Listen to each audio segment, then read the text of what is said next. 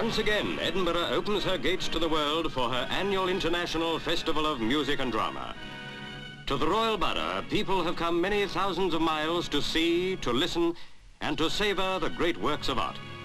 Now, in solemn procession, come the Duke of Edinburgh, the city's most honoured guest, with the Lord Provost, and followed by ambassadors and high commissioners from all the nations represented. They make their way to St. Giles Cathedral for the opening service.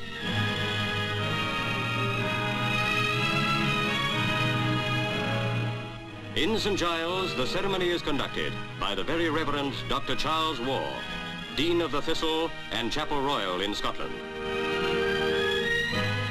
Now into the great esplanade before Edinburgh Castle, the Duke of Edinburgh makes his way for the ceremony of welcome.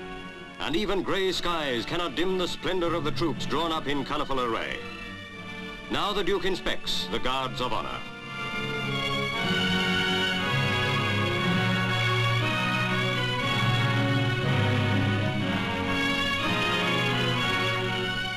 On the esplanade, bands from France, the Netherlands and the United States are formed up, and as a symbol of the festival's international flavour, all the nation's flags are unfurled and flutter above the scene. Now the Duke speaks of the wealth of arts assembled in Edinburgh. I hope that this year a greater number of people than ever before will partake of this rich feast prepared for us by the City Fathers. I'm sure that none of us here will come to any harm if we overindulge in this sort of fare.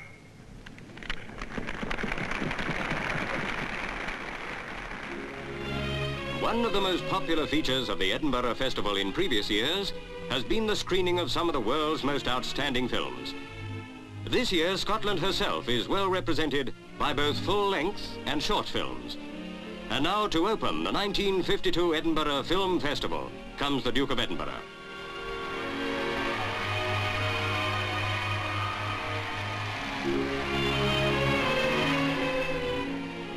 In the foyer of the cinema, the Duke meets Mrs. Lillian Hopwell and some of her colleagues who helped to organise the film festival.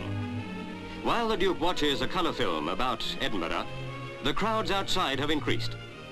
The Duke's having a busy time in Edinburgh, but he still finds a few hours to spare to drive over to the Inverleith rugby ground, where the Earl of Dalkeith and his fiancée have already arrived for the Edinburgh Horse Show.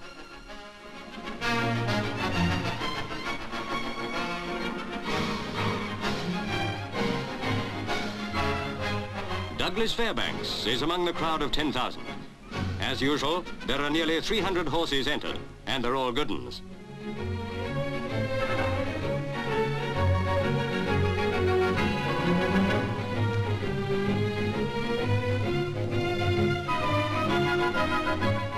The youngsters put up some of the best performances of the day, and what a thrill they get when the Duke himself presents the trophies.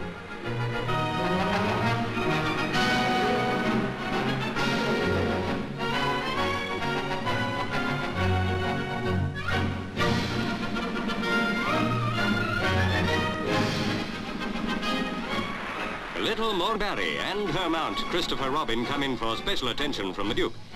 But it's time for His Royal Highness to move on to Easter Road, where Great Britain in white shirts are playing Sweden in the final of the European Police Football Championships.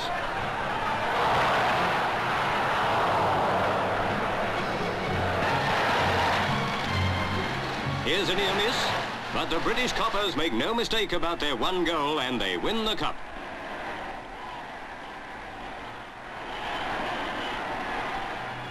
In the city chambers, the Duke poses for the photographers.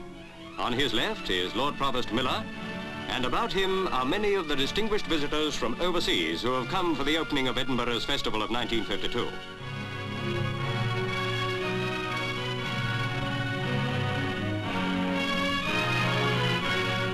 Outside the city chambers, night has fallen.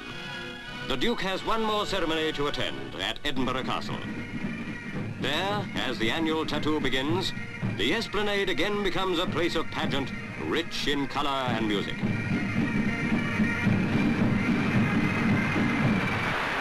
Alongside troops from all 12 Scottish regiments are men from many European armies. It is this spirit of cordiality between peoples of different languages and creeds that has caught the imagination of the free world. For at Edinburgh, men, if they will, can find a greater understanding of each other through the medium of the arts.